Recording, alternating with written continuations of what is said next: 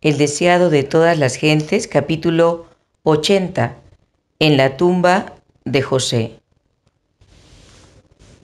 Por fin Jesús descansaba. El largo día de oprobio y tortura había terminado. Mientras los últimos rayos del sol poniente introducían el sábado, el Hijo de Dios yacía en quietud en la tumba de José. Terminada su obra, con sus manos cruzadas en paz, reposó durante las horas sagradas del sábado. Al principio, el Padre y el Hijo habían descansado el sábado después de su obra de creación. Cuando fueron acabados los cielos y la tierra y todo el ejército de ellos, el Creador y todos los seres celestiales se regocijaron en la contemplación de la gloriosa escena. Alababan todas las estrellas del alba y se regocijaban todos los hijos de Dios. Ahora Jesús descansaba de la obra de la redención, y aunque había pesar entre quienes lo amaban en la tierra, había gozo en el cielo. La promesa de lo futuro era gloriosa a los ojos de los seres celestiales. Una creación restaurada, una raza redimida, que por haber vencido el pecado nunca más podría caer. Eso fue lo que Dios y los ángeles vieron como resultado de la obra concluida por Cristo. Con esa escena está para siempre vinculado el día en que Cristo reposó.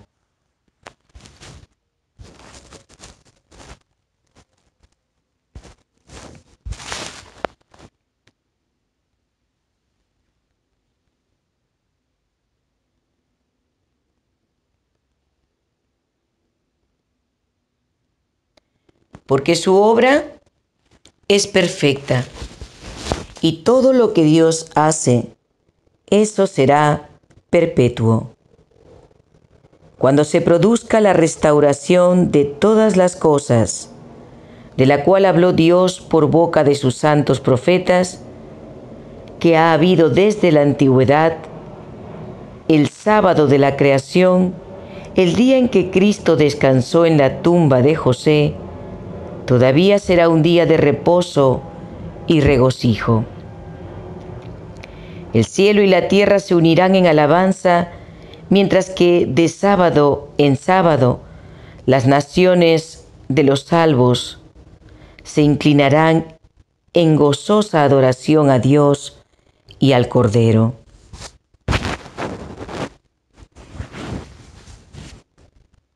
En los acontecimientos finales del día de la crucifixión, se dieron nuevas evidencias del cumplimiento de la profecía y nuevos testimonios de la divinidad de Cristo. Cuando las tinieblas se alzaron de la cruz y el Salvador hubo exhalado su clamor moribundo, inmediatamente se oyó otra voz que decía: verdaderamente este era Hijo de Dios. Estas palabras no fueron dichas en tonos susurrantes. Todos los ojos se volvieron para ver de dónde venían. ¿Quién había hablado? Era el centurión, el soldado romano. La divina paciencia del Salvador y su muerte repentina, con el clamor de victoria en sus labios, habían impresionado a ese pagano.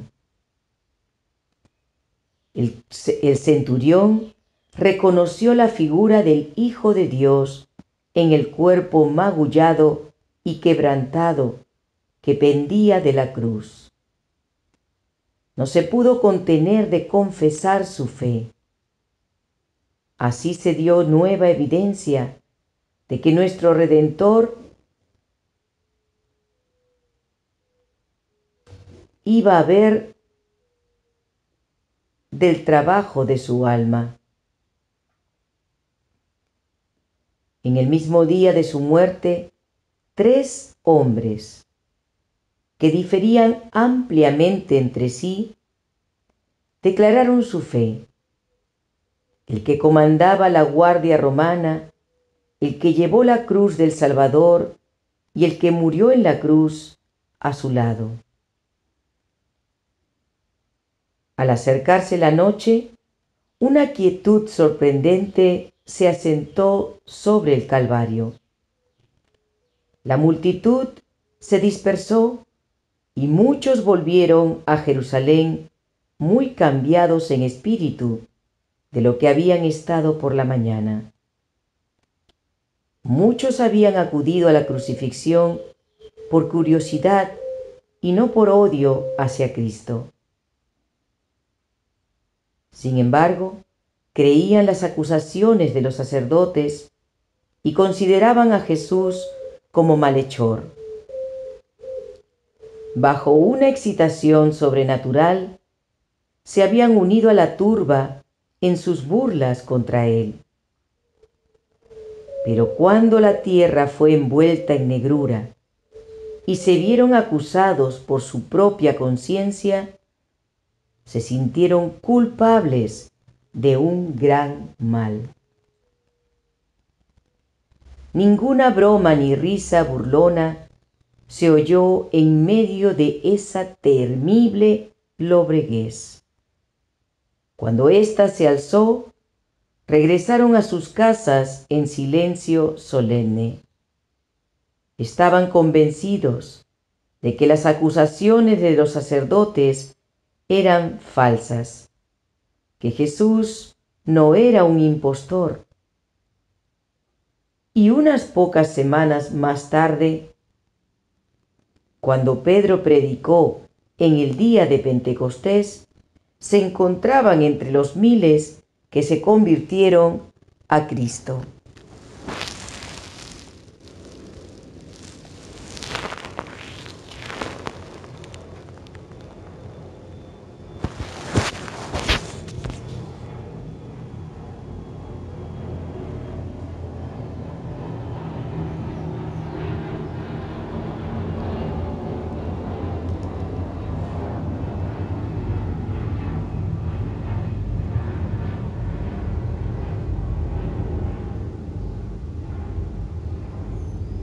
Pero los dirigentes judíos no fueron cambiados por los eventos que habían presenciado. Su odio hacia Jesús no disminuyó.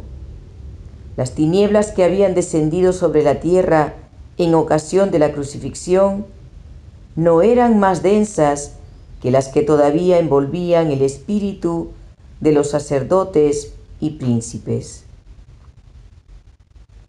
En ocasión de su nacimiento, la estrella había conocido a Cristo y había guiado a los sabios hasta el pesebre donde yacía.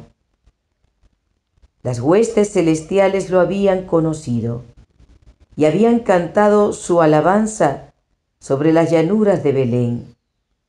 El mar había conocido su voz y había obedecido su mandato. La enfermedad y la muerte habían reconocido su autoridad y le habían cedido su presa. El sol lo había conocido y a la vista de su angustia mortal había ocultado su rostro de luz. Las rocas lo habían conocido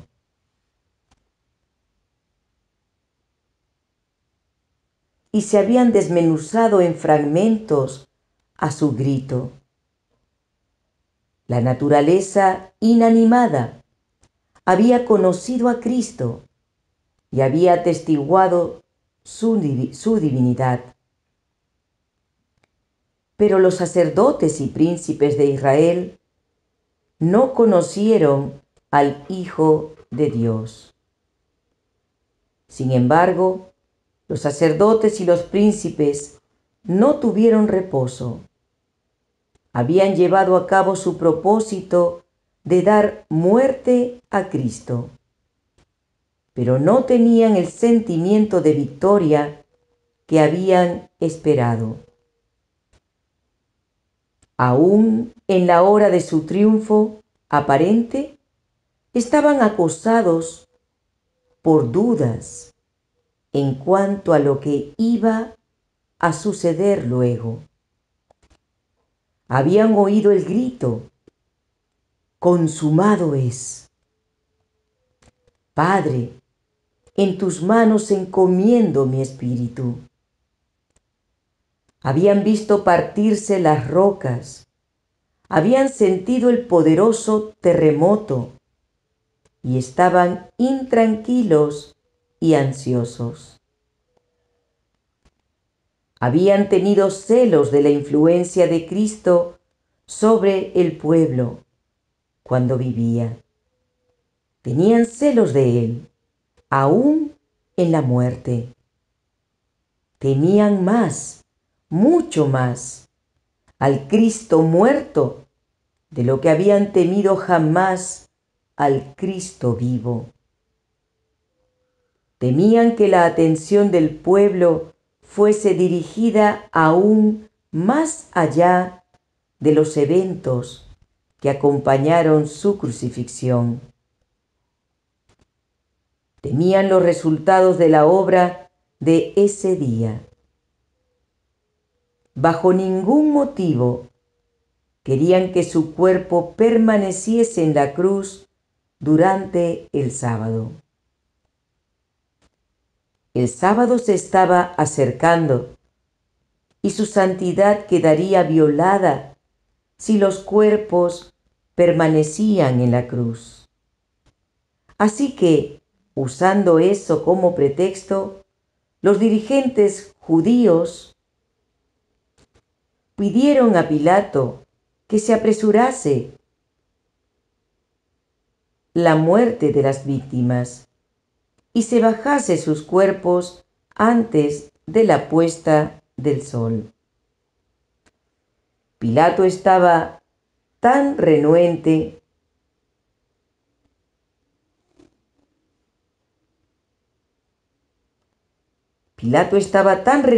como ellos a que el cuerpo de Jesús permaneciese en la cruz. Habiendo obtenido su consentimiento, hicieron romper las piernas de los dos ladrones para apresurar su muerte. Pero descubrió que Jesús ya había muerto.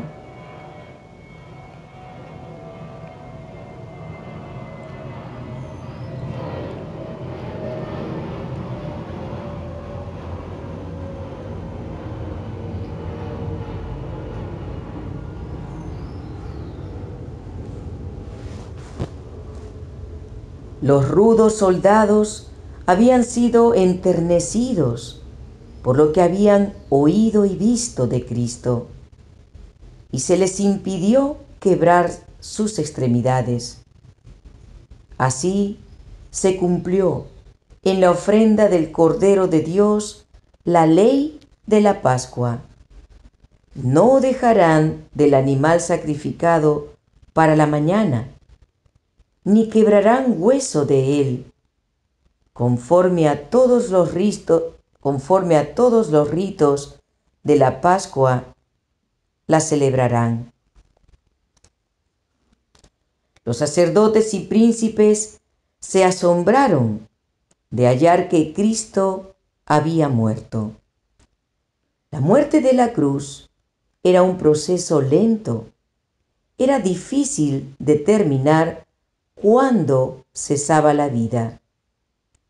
Era algo inaudito que un hombre muriese 6 horas después de la crucifixión.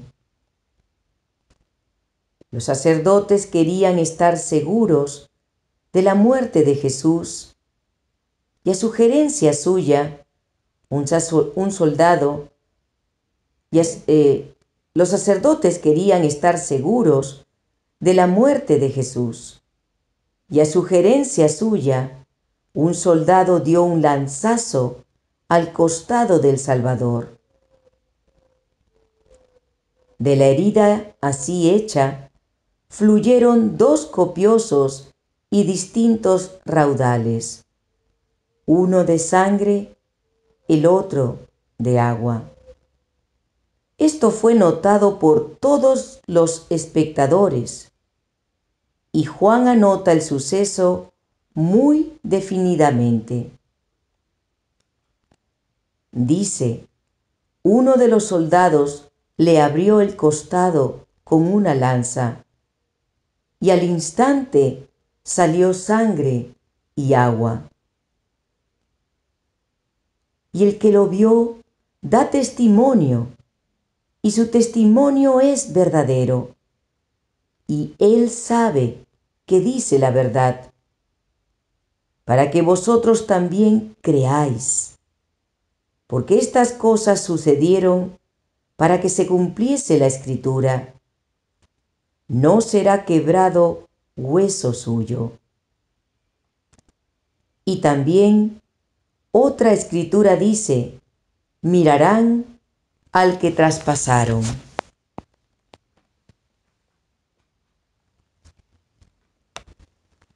Después de la resurrección, los sacerdotes y príncipes hicieron circular el rumor de que Cristo no murió en la cruz, que simplemente se había desmayado y que más tarde revivió.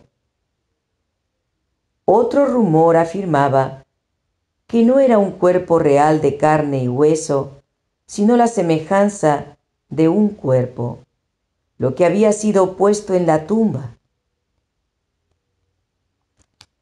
La acción de los soldados romanos desmiente estas falsedades. No le rompieron las piernas porque ya estaba muerto. Para satisfacer a los sacerdotes, le atravesaron el costado.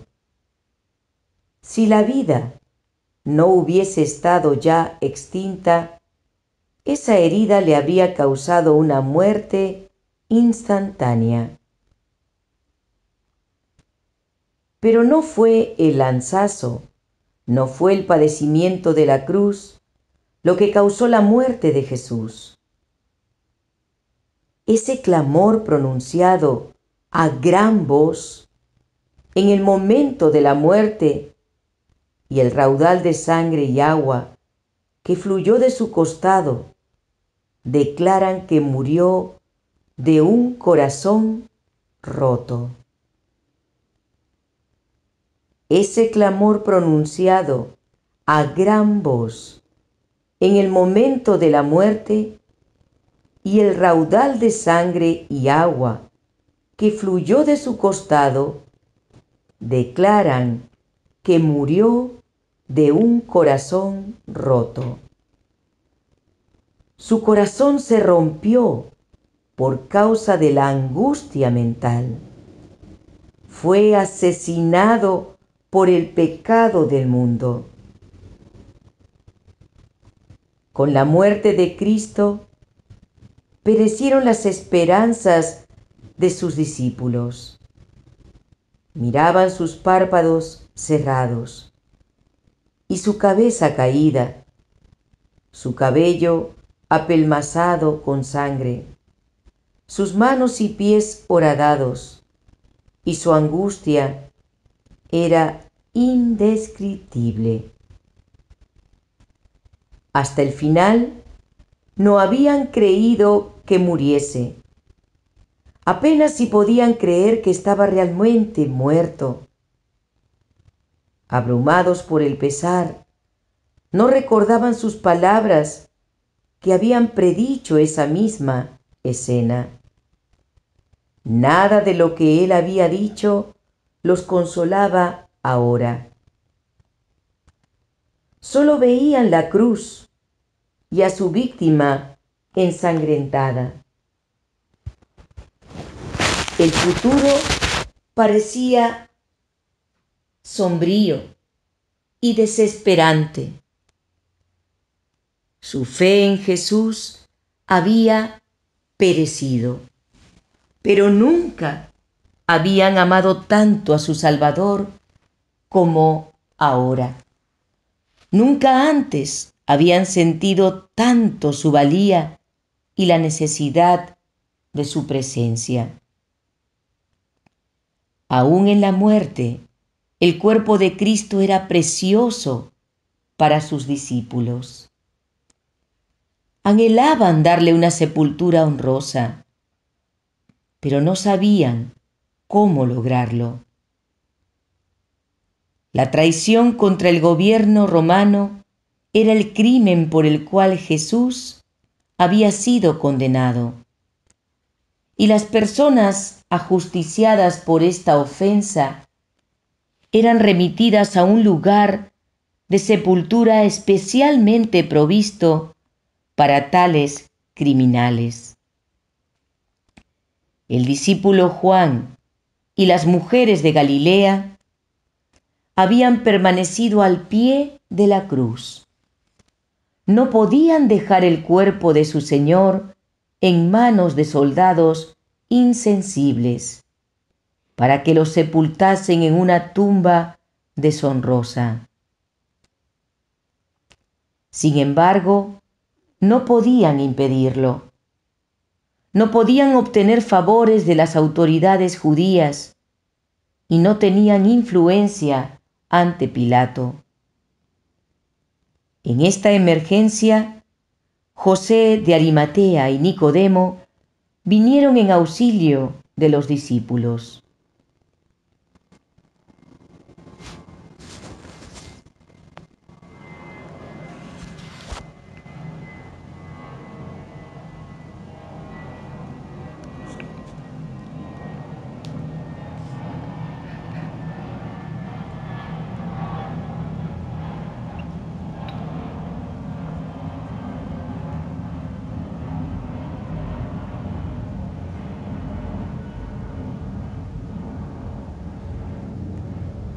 En esta emergencia, José de Arimatea y Nicodemo vinieron en auxilio de los discípulos.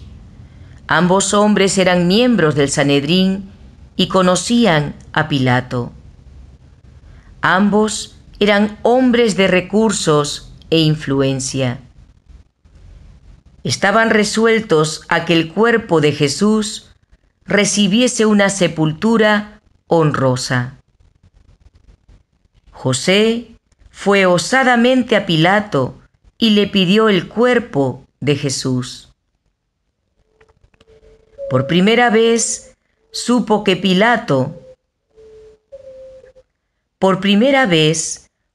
Pilato que Jesús estaba realmente muerto. Informes contradictorios le habían llegado acerca de los eventos que habían acompañado la crucifixión.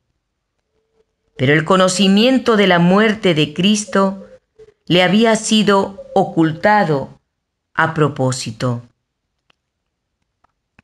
Pilato había sido advertido por los sacerdotes y príncipes contra el engaño de los discípulos de Cristo con respecto a su cuerpo. Por tanto, al oír la petición de José, mandó llamar al centurión que había estado encargado de la cruz y así supo con certeza de la muerte de Jesús. También oyó de él un relato de la escena del Calvario que confirmaba el testimonio de José. El pedido de José fue concedido. Mientras Juan se preocupaba por la sepultura de su maestro, José volvió con la orden de Pilato en busca del cuerpo de Cristo. Y Nicodemo, vino trayendo una costosa mezcla de mirra y aloes, que pesaría unos 40 kilos, para embalsamarlo. A los hombres más honrados de toda Jerusalén no se les habría tributado mayor respeto en la muerte. Los discípulos se quedaron asombrados al ver a esos ricos príncipes tan interesados como ellos en la sepultura de su Señor. Ni José ni Nicodemo habían aceptado abiertamente al Salvador mientras vivía. Sabían que un paso tal los habría excluido del Sanedrín y esperaban protegerlo por medio de su influencia en los concilios. Durante un tiempo pareció que tenían éxito, pero los astutos sacerdotes, viendo cómo favorecían a Cristo, desbarataron sus planes. En su ausencia, Jesús había sido condenado y entregado para ser crucificado. Ahora que había muerto, ya no ocultaron su adhesión a él.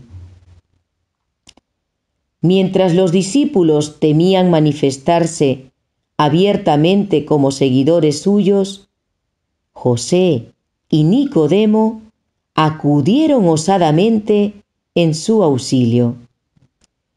La ayuda de estos hombres ricos y honrados era muy necesaria en ese momento. Podían hacer por su maestro muerto lo que era imposible para los pobres discípulos. Su riqueza e influencia los protegían muchísimo de la malicia de los sacerdotes y príncipes.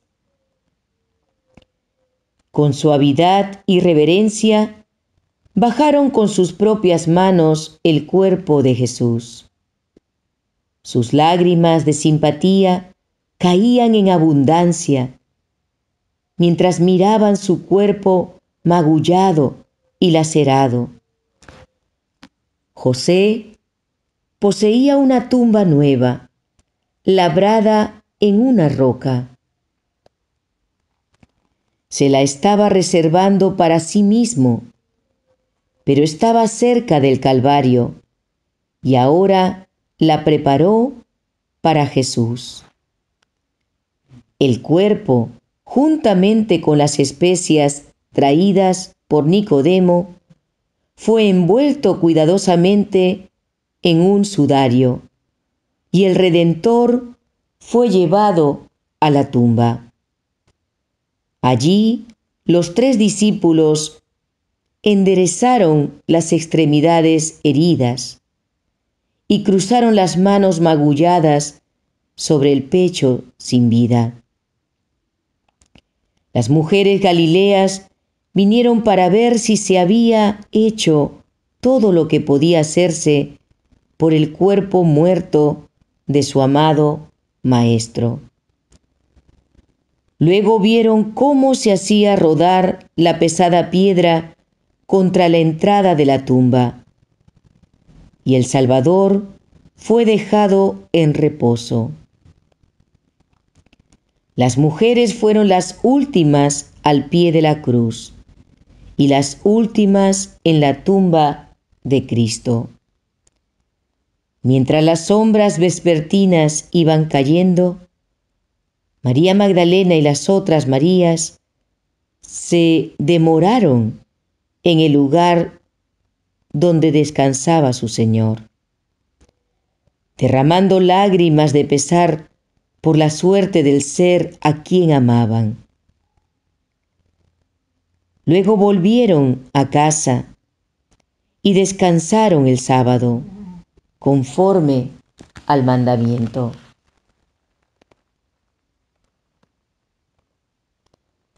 Para los entristecidos discípulos, ese fue un sábado que nunca olvidarían. y también lo fue para los sacerdotes, príncipes, escribas y el pueblo. A la puesta del sol, en la tarde del día de preparación, sonaron las trompetas para indicar que el sábado había empezado.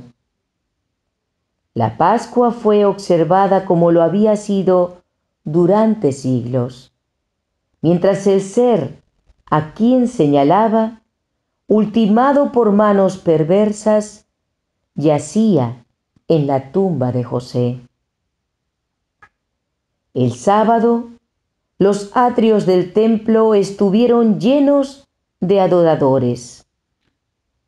El sumo sacerdote, que había estado en el Gólgota, estaba allí, magníficamente ataviado en sus vestiduras sacerdotales. Sacerdotes de turbante blanco, llenos de actividad, cumplían sus deberes. Pero mientras se ofrecía por el pecado la sangre de becerros y machos cabríos, algunos de los presentes no estaban tranquilos. No eran conscientes de que el tipo había encontrado el antitipo, de que un sacrificio infinito había sido hecho por los pecados del mundo. No sabían que ya no tenía más valor el cumplimiento del servicio ritual. Pero nunca antes había sido presenciada esa ceremonia con tales sentimientos en conflicto. Las trompetas y los instrumentos de música y las voces de los cantores sonaban tan fuertes y claras como de costumbre. Pero una sensación de extrañeza lo compenetraba todo. Uno a otro preguntaba acerca del extraño evento que había acontecido. Hasta entonces, el lugar santísimo había sido guardado en forma sagrada de todo intruso. Pero ahora estaba abierto a todos los ojos. El pesado velo de tapicería, hecho de lino puro y hermosamente adornado de oro, escarlata y púrpura, estaba rasgado de arriba abajo. El lugar donde Jehová se encontraba con el sumo sacerdote para comunicar su gloria, el que había sido la sagrada cámara de audiencia de Dios, estaba abierto a todo ojo. Ya no era reconocido por el Señor. Con lóbregos presentimientos, los sacerdotes ministraban ante el altar. La exposición del misterio sagrado del lugar santísimo les hacía temer que sobreviniera alguna calamidad. Muchas mentes repasaban activamente los pensamientos originados por las escenas del Calvario. Desde la crucifixión hasta la resurrección, muchos ojos insomnes escudriñaron constantemente las profecías.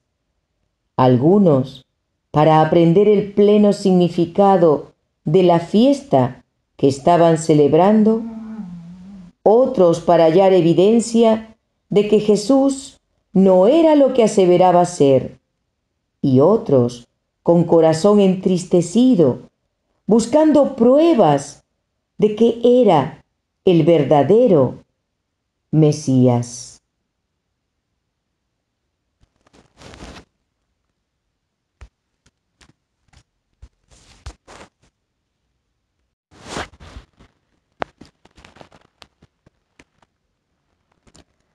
aunque escudriñando con diferentes objetivos en vista, todos fueron convencidos de la misma verdad.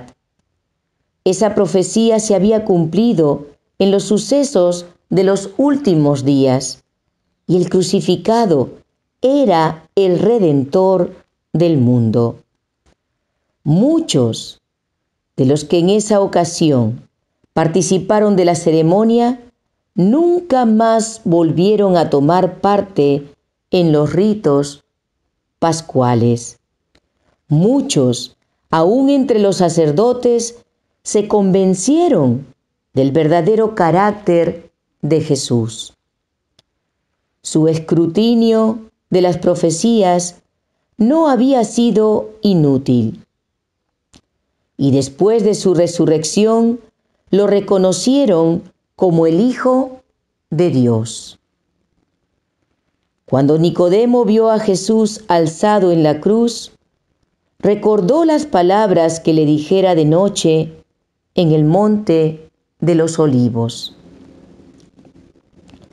Como Moisés levantó la serpiente en el desierto, así es necesario que el Hijo del Hombre sea levantado, para que todo aquel que en él cree no se pierda, mas tenga vida eterna.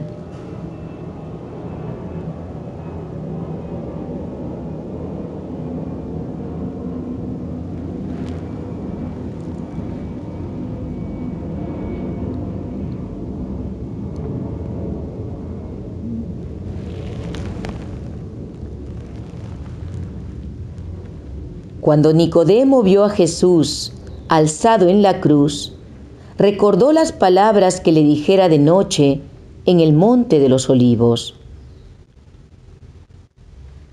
Como Moisés levantó la serpiente en el desierto, así es necesario que el Hijo del Hombre sea levantado, para que todo aquel que en él cree no se pierda, mas tenga vida eterna. Ese sábado, cuando Cristo yacía en la tumba, Nicodemo tuvo oportunidad para reflexionar. Una luz más clara iluminaba ahora su mente, y las palabras que Jesús le había dicho ya no eran misteriosas. Comprendía que había perdido mucho por no relacionarse con el Salvador durante su vida. Ahora recordaba los eventos del Calvario. La oración de Cristo por sus homicidas y su respuesta a la petición del ladrón moribundo hablaban al corazón del sabio consejero. Volvió a ver al Salvador en su agonía, volvió a oír ese último grito: consumado es, emitido como palabras de un conquistador. Volvió a contemplar la tierra que se sacudía, los cielos oscurecidos, el velo desgarrado, las rocas desmenuzadas, y su fe quedó establecida para siempre. El mismo acontecimiento que destruyó las esperanzas de los discípulos convenció a José y a Nicodemo de la divinidad de Jesús. Sus temores fueron vencidos por el valor de una fe firme e inquebrantable. Nunca había atraído Cristo la atención de la multitud como ahora que estaba en la tumba. De acuerdo con la práctica, la gente traía a sus enfermos y dolientes a los atrios del templo, preguntando: ¿quién nos puede decir dónde está Jesús de Nazaret? Muchos habían venido de lejos para hallar al que había sanado a los enfermos y resucitado a los muertos. Por todos lados se oía el clamor: queremos a Cristo el sanador. En esta ocasión, los sacerdotes examinaron a quienes se creía daban indicio de lepra. Muchos tuvieron que oírlos declarar leprosos a sus esposos, esposas e hijos, y condenarlos a apartarse del refugio de sus hogares y del cuidado de sus amados, para advertir a los extraños con el lúgubre grito: ¡Inmundo! ¡Inmundo! Las manos amistosas de Jesús de Nazaret, que nunca rehusaron el toque sanador al asqueroso leproso, estaban cruzadas sobre su pecho. Los labios que habían contestado sus peticiones con las consoladoras palabras: quiero, sé limpio, estaban callados. Muchos apelaban a los sumos sacerdotes y príncipes en busca de simpatía y alivio, pero en vano. Aparentemente estaban resueltos a tener de nuevo en su medio al Cristo vivo. Con perseverante fervor preguntaban por él. No querían que se los despidiese, pero fueron ahuyentados de los atrios del templo y se colocaron soldados a las puertas para impedir la entrada a la multitud que venía con sus enfermos y moribundos, demandando entrada. Los que sufrían y habían venido para ser sanados por el Salvador quedaron abatidos por el chasco. Las calles estaban llenas de lamentos. Los enfermos morían por falta del toque sanador de Jesús. Se consultaba en vano a los médicos. No había habilidad como la del que yacía en la tumba de José. Los lamentos de los dolientes convencieron a miles de mentes con la convicción de que se había apagado una gran luz en el mundo. Sin embargo, los lamentos de los dolientes convencieron a miles de mentes con la convicción de que se había apagado una gran luz en el mundo. Sin Cristo, la tierra era tinieblas y oscuridad. Muchos, cuyas voces habían reforzado el grito «¡Crucifícale!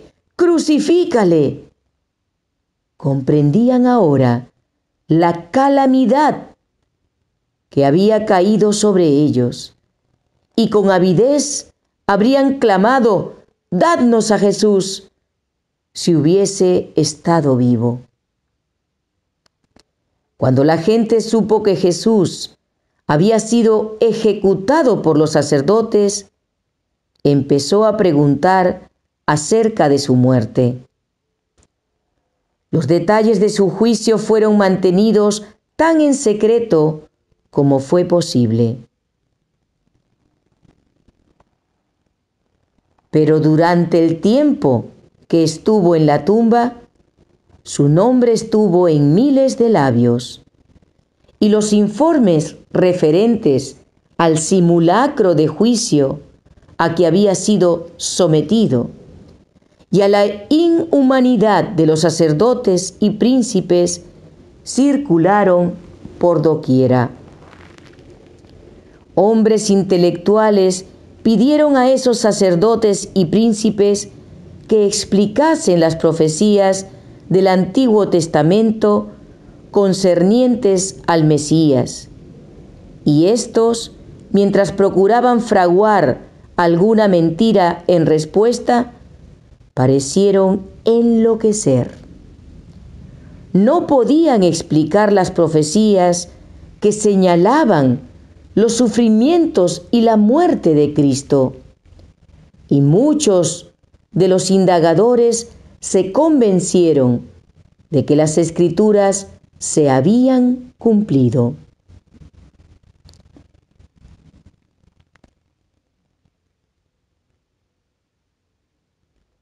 La venganza que los sacerdotes habían pensado sería tan dulce, ya era amargura para ellos.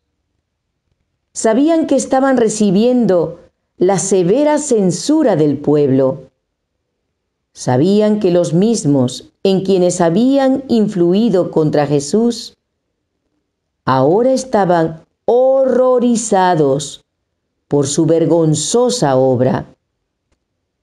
Esos sacerdotes habían procurado creer que Jesús era un impostor, pero era en vano. Algunos de ellos habían estado al lado de la tumba de Lázaro y habían visto al muerto resucitar. Temblaron temiendo que Cristo mismo resucitara de los muertos y volviese a aparecer delante de ellos. Le habían oído declarar que él tenía poder para deponer su vida y volverla a tomar. Recordaron que había dicho: «Destruid este templo, y en 3 días lo levantaré». Judas les había repetido las palabras dichas por Jesús a los discípulos durante el último viaje a Jerusalén. Subimos a Jerusalén y el Hijo del Hombre será entregado a los principales sacerdotes y a los escribas, y lo condenarán a muerte, y lo entregarán a los gentiles, para que lo escarnezcan, lo azoten y lo crucifiquen. Mas al tercer día resucitará. Cuando oyeron esas palabras, se burlaron y las ridiculizaron. Pero ahora recordaban que hasta aquí las predicciones de Cristo se habían cumplido. Había dicho que resucitaría al tercer día. ¿Y quién podía decir que eso no acontecería? Anhelaban apartar esos pensamientos, pero no podían. Como su padre, el diablo, creían y temblaban. Ahora que había pasado el frenesí de la excitación, la imagen de Cristo se presentaba a sus espíritus. Lo contemplaban de pie, sereno y sin quejarse delante de sus enemigos, sufriendo sin un murmullo sus burlas y ultrajes. Recordaban todos los acontecimientos de su juicio y crucifixión con una abrumadora convicción de que era el Hijo de Dios. Sentían que podía presentarse delante de ellos en cualquier momento, pasando el acusado a ser el acusador, el condenado a condenar, el muerto a exigir justicia en la muerte de sus homicidas. Poco pudieron reposar el sábado. Aunque no querían cruzar el umbral, poco pudieron reposar el sábado. Aunque no querían cruzar el umbral de un gentil, por temor a la contaminación, celebraron un concilio acerca del cuerpo de Cristo. La muerte y el sepulcro debían retener al que habían crucificado. Se reunieron los principales sacerdotes y los fariseos ante Pilato, diciendo: Señor, nos acordamos que aquel engañador dijo: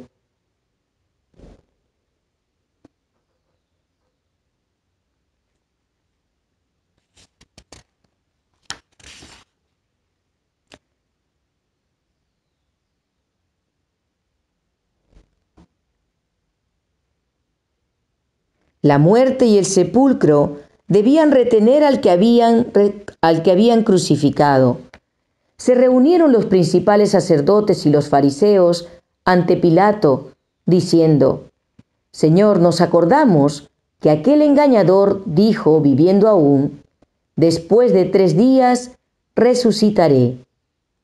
Manda, pues, que se asegure el sepulcro hasta el 3er día. No sea que vengan sus discípulos de noche y lo hurten, y digan al pueblo: resucitó de entre los muertos. Y será el postrer error peor que el primero. Y Pilato les dijo: ahí tenéis una guardia, y aseguradlo como sabéis. Los sacerdotes dieron instrucciones para asegurar el sepulcro. Una gran piedra había sido colocada delante de la abertura.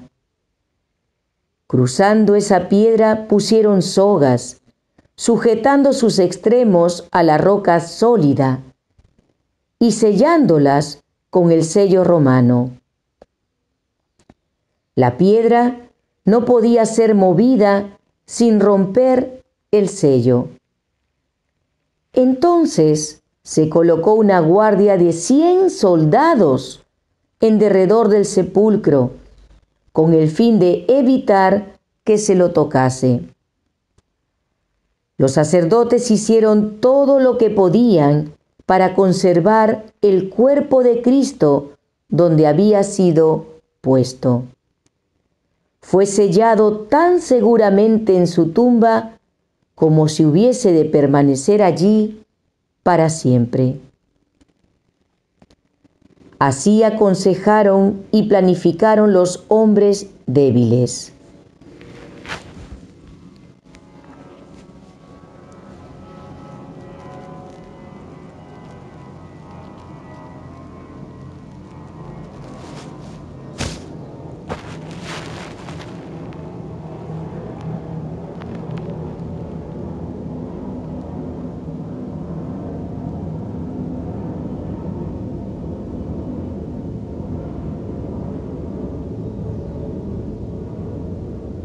Así aconsejaron y planificaron los hombres débiles. Poco comprendían esos homicidas la inutilidad de sus esfuerzos, pues por medio de su acción, Dios fue glorificado. Los mismos esfuerzos hechos para impedir la resurrección de Cristo son los argumentos más convincentes para probarla. Cuanto mayor fuese el número de soldados colocados en derredor de la tumba, tanto más categórico sería el testimonio de que había resucitado. Centenares de años antes de la muerte de Cristo, el Espíritu Santo había declarado a través del salmista: ¿por qué se amotinan las gentes y los pueblos piensan cosas vanas? Se levantarán los reyes de la tierra y príncipes consultarán unidos contra Jehová y contra su ungido.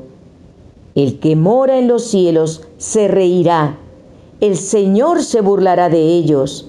Las armas y los guardias romanos fueron impotentes para retener al Señor de la vida en la tumba. Se acercaba la hora de su liberación.